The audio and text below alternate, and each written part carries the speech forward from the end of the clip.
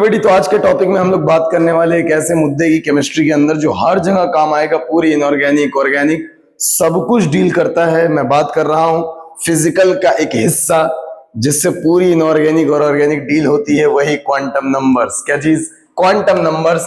तो अगर अपन बात करें क्वांटम नंबर की तो सबसे पहले जानकारी लेनी पड़ेगी कि क्वांटम नंबर्स है क्या। तो जैसा कि आपको नाम से दिख रहा है, क्वांटम नंबर माने कोई नंबर की बात हो रही है। जी हाँ, ये नंबर निकलते हैं कहां से?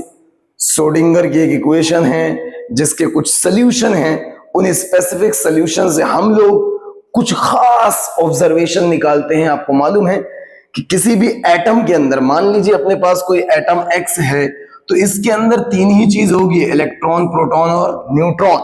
और याद रखिएगा, प्रोटॉन और न्यूट्रॉन के बारे में हमें आज तक कोई दुख दर्द है ही नहीं। द रीजन, वो रहते हैं छोटे से रीजन में जिसका नाम है न्यूक्लियस। यानी न्यूक्लियस में कौन रहता है? प्रोटॉन और न्यूट्रॉन। दिक्कत कहां है? इलेक्ट्रॉन के अंदर। इलेक्ट्रॉन जो है वो न्यूक्लियस के चारों ओर बहुत तेजी से घूम रहा होता है। तो हमारे पास ये मुद्दा जरूर होना चाहिए कि भाई इलेक्ट्रॉन एग्जैक्टली कहां पे मिलेगा, किस स्थिति में मिलेगा, उसकी क्या एनर्जी होगी, क्या ओरिएंटेशन होगी, ये सब कुछ जानना है। और इसी को जान के हम लोग एक टॉपिक सीखेंगे, इलेक्ट्रॉनिक कॉन्फ़िगरेशन। और इलेक्ट्रॉनिक कॉन्फ़िगरेशन यदि हमें आ जाता है तो सब कुछ आ जाएगा, ऑर्गेनिक इनऑर्गेनिक सब कुछ। लेकिन ये सारी शुरुआत कहां से चलेगी? क्वांटम नंबर से। कुछ नंबर्स हैं जो इलेक्ट्रॉन्स को कंप्लीटली डिफाइन करेंगे, डिस्क्राइब करेंगे, उसकी लोकेशन, उसकी पोजीशन, उसकी एनर्जी, उसका ओरिएंटेशन, एवरीथिंग। समझ में आ रहा है क्या? यस, ऑब्वियसली वही अपने पास चार खास नंबर हैं। सबसे पहले याद रखिएगा, चार क्वांटम नंबर हैं। कौन कौन से? PQN बोले तो प्रिंसिपल क्वांटम नंबर। और याद रखिएगा, इसको अपन किससे रिप्रेजेंट करते हैं? स्मॉल n से। दूसरा है मेरे पास AQN। AQN बोले तो एजीमुथल क्वांटम नंबर, इसको अपन रिप्रेजेंट करते हैं स्मॉल l से। और तीसरा है मेरे भाई MQN यानी मैग्नेटिक क्वांटम नंबर, इसको अपन रिप्रेजेंट करते हैं m से। And last one is SQN, that is spin quantum number. ये चार वो खास नंबर हैं जिनकी जानकारी लेके अपन लोग सब कुछ, माने इलेक्ट्रॉन के बारे में बोले तो सब कुछ, वो किस जगह पर क्या कर रहा है, कैसी स्थिति में, सब कुछ पता लगा लेंगे। तो ध्यान रहे, ये चार क्वांटम नंबर को एक एक करके अपन निपटाएंगे। सबसे पहले अगर अपन बात करें, यहां पर सबसे पहले अगर अपन बात करें तो सबसे पहली चर्चा होगी प्रिंसिपल क्वांटम नंबर पर। जल्दी बोलो, किस पे? Principal quantum number. हाँ जी, जल्दी ध्यान से देखें, principal quantum number that is small n। सबसे पहले बता दूं, आगे बढ़ने से पहले इसको नंबर की तरह ही सोचें। और याद रखिए, इन नंबर से हम लोग क्या क्या करेंगे ये भी थोड़ा सा मैं एम्फेसाइज कर दूं। जैसे आपको मालूम है कि प्रिंसिपल क्वांटम नंबर, सबसे पहले ये समझ लीजिए, बताता किसके बारे में है? शेल के बारे में। शेल को आप ट्रीट कर सकते हैं इलेक्ट्रॉन के घर के जैसा। किसके जैसा? इलेक्ट्रॉन के घर के जैसा।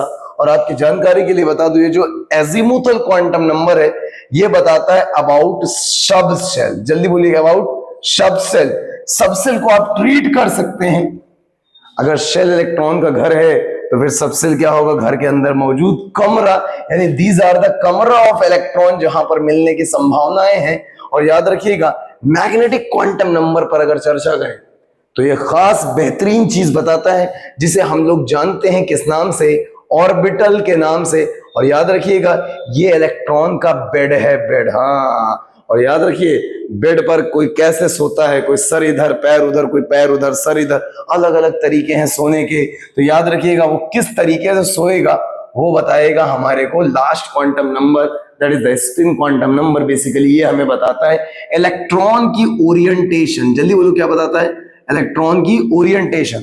अब किसी का हमें घर पता चल जाए, घर के अंदर कमरा मिल जाए, कमरे के अंदर वो किस बेड पे भी वो किस ओरिएंटेशन पे, अगर ये हमको मिल गया तो बट ऑब्वियसली हमको सारी इंफॉर्मेशन, सारी नॉलेज मिल जाएगी about the location, configuration, position, about the energy of electron. और यही हम जानना चाहते हैं। और उनमें से सबसे पहला नंबर जिसकी मदद से हम प्रेडिक्शन करेंगे, that is what? Principal quantum number. याद रखिए, प्रिंसिपल क्वांटम नंबर को n से रिप्रेजेंट करते हैं। जस्ट एक नंबर है। और ये नंबर को दिया किसने था? इस नंबर को देने वाला था बोहर, नील बोहर। जी हाँ, आप नाम जानते हैं, नील बोहर।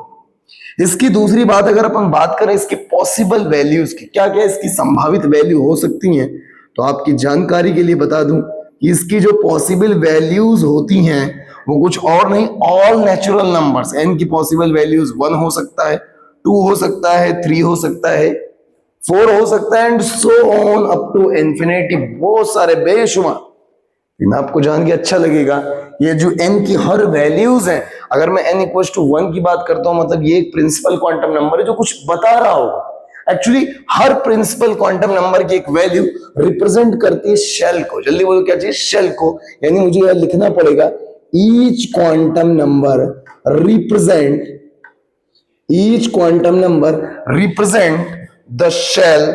रिप्रेजेंट द शेल, और याद रखिए शेल को हम लोग क्या बोलते हैं? Energy level. एनर्जी लेवल को एक और चीज बोल सकते हैं एक्साइटेड, नॉट एक्साइटेड स्टेट, आप यूं कह सकते हैं मेरे भाई ऑर्बिट। क्या बोल सकते हैं लाल? ऑर्बिट। चले ठीक है, अभी इन सारी चीजों पे चर्चाएं करेंगे। मतलब देने वाला कौन था? Bohr. Possible values 1 to infinity कुछ भी हो सकती है।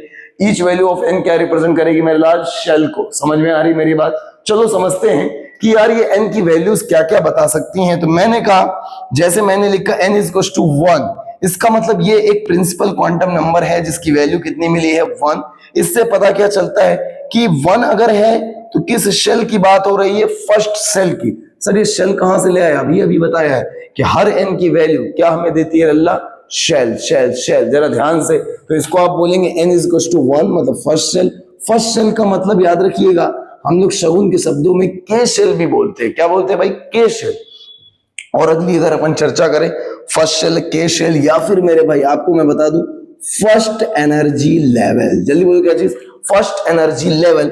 एक और चीज, फर्स्ट एनर्जी लेवल को हम लोग बोलते हैं लाल ग्राउंड स्टेट। जल्दी बोलो क्या बोलते हैं? Ground state. और यहीं पर अगर मैं बात करूं n इज इक्वल टू 2 की, n इज इक्वल टू 2 का मतलब हम ये समझते हैं कि किस शेल पे चर्चा हो रही है? सेकंड शेल पे। और सेकंड शेल का मतलब आप समझते हैं मेरे भाई कि सेकंड, आपको मालूम है सेकंड शेल का मतलब है एल शेल। जल्दी बोलो कौन सा शेल? L shell. और या फिर मेरे लाल सेकंड एनर्जी लेवल, या फिर मेरे लाल फर्स्ट एक्साइटेड स्टेट। ध्यान से, जब n इज इक्वल टू 1 था तो ग्राउंड स्टेट के आगे वो एक्साइट होगा, that is what? First excited state. And आगे ऐसे हम चलते रहेंगे जिंदगी भर। थर्ड शेल का मतलब एम शेल। याद रखिए KLMN ऐसे चलेगा। तो यहाँ पर क्या चलेगा? M shell. इसके आगे क्या चलने वाला है? सोच के देखो, एन शेल। एन के बाद क्या चलने वाला है? ओ शेल। चलता ही रहेगा, कोई कमी नहीं है। यहाँ पर बात हो जाएगी थर्ड एनर्जी लेवल की, और यहाँ पर मेरे लाल बात हो रही है सेकेंड एक्साइटेड स्टेट की। ओहो, ये सारी बातें हमको समझ में आ रही हैं कि प्रिंसिपल क्वांटम नंबर बेसिकली दिया किसने है? बोहर ने। इसकी पॉसिबल वैल्यूज ये और ये।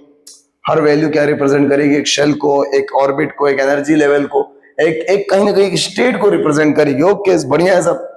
अब एक बात समझना, कुछ और महत्वपूर्ण बातें जो तुम्हें मैं बताना चाहूंगा कि जैसे जैसे n की वैल्यू बढ़ाओगे रेडियस बढ़ेगा और साथ साथ क्या बढ़ेगी? एनर्जी। n की वैल्यू बढ़ाओगे तो रेडियस भी बढ़ेगी और एनर्जी भी बढ़ेगी। कहना क्या चाहता हूं इस मुद्दे से? जैसे आप समझिए, ये कोई एटम है जिसका ये है नाभि बोले तो न्यूक्लियस, उसके चारों ओर नल्ला कौन घूमेंगे? आप सबको मालूम है, इलेक्ट्रॉन। जल्दी बोलिए कौन? इलेक्ट्रॉन।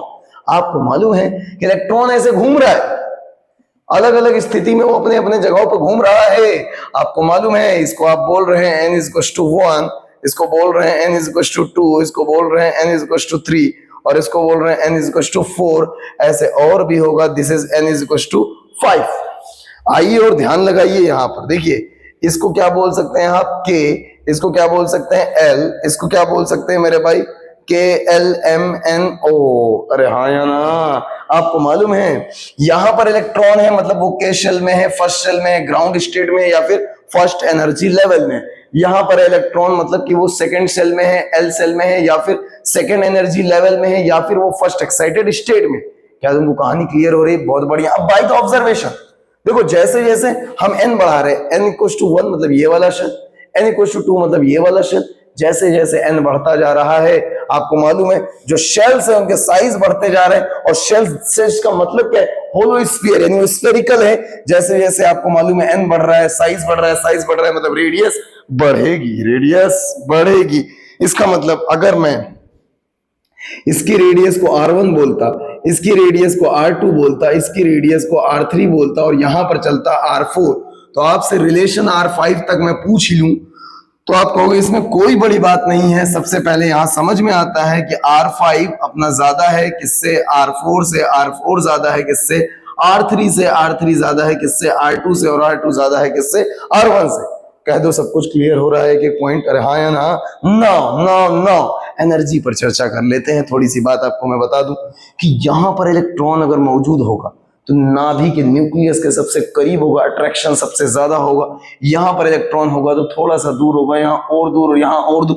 जैसे जैसे शेल बढ़ता जाएगा इलेक्ट्रॉन की अगर किसी पर्टिकुलर सेल में मौजूदगी है तो दूरी बढ़ती चली जाएगी। याद रखिएगा मैं क्या कह रहा हूं कि यहाँ पर अगर इलेक्ट्रॉन होगा तो न्यूक्लियस के ज्यादा करीब, यहाँ तो उससे दूर, यहाँ उससे दूर। जैसे जैसे इलेक्ट्रॉन दूर जाएगा, ध्यान से, उसका अट्रैक्शन कम होता जाएगा। और याद रखिए आप किसी से अट्रैक्टेड ज्यादा हैं तो आप स्टेबल भी ज्यादा होंगे, अट्रैक्टेड कम होंगे तो स्टेबल कम होंगे। स्टेबल कम है तो एनर्जी क्या होगी, ज्यादा। स्टेबल ज्यादा है तो एनर्जी क्या होगी, कम। यहाँ वाला जो प्राणी है वो सबसे ज्यादा स्टेबल है तो उसकी एनर्जी क्या होगी, सबसे कम। यहाँ वाले की एनर्जी थोड़ी और ज्यादा, यहाँ वाले की और ज्यादा, यहाँ वाले की और ज्यादा, यहाँ वाले की और ज्यादा। और एक तो इनफाइनाइट पर भी एग्जिस्ट करेगा। इनफाइनाइट पर जाने का मतलब आप समझते हैं कि इलेक्ट्रॉन कह रहा है कि अब हम तुम्हारे हैं ही नहीं, हम तो तुमसे जुदा हो चुके हैं, तुम्हारे शेल से विदा हो चुके हैं। अगर यहां पहुंच गया, इस केस में इलेक्ट्रॉन हो जाता है डिटैच। जल्दी बोलो क्या हो जाता है, detach. What I want to say कि जैसे जैसे दूरी बढ़ेगी, शेल बढ़ेगा, शेल बढ़ेगा, तो मेरे भाई उसकी एनर्जी भी धीरे धीरे बढ़ती ही जाएंगी। और ये बात यहाँ लिखी भी है, इसीलिए मैं यहाँ एक और ऑर्डर लिखना चाहता हूं। और वो ऑर्डर क्या है कि E5 इज ग्रेटर देन, जल्दी बोलिए सरकार, E4, E4 is greater than E3, E3 is greater than E2 and similarly E1। जितना ज्यादा न्यूक्लियस के करीब एनर्जी की वैल्यू मेरे लाल क्या होने वाली है, जल्दी बोलो, जल्दी बोलो। जितना ज्यादा न्यूक्लियस के करीब एनर्जी की वैल्यू उतनी कम, न्यूक्लियस से जितना दूर एनर्जी की वैल्यू उतनी ज्यादा। क्या तुम्हें सारी पिक्चर क्लियर है? तुम्हें थोड़ी बातें और बताना चाहूंगा जो जो जो जो जरूरी है, जो जरूरी है। ओके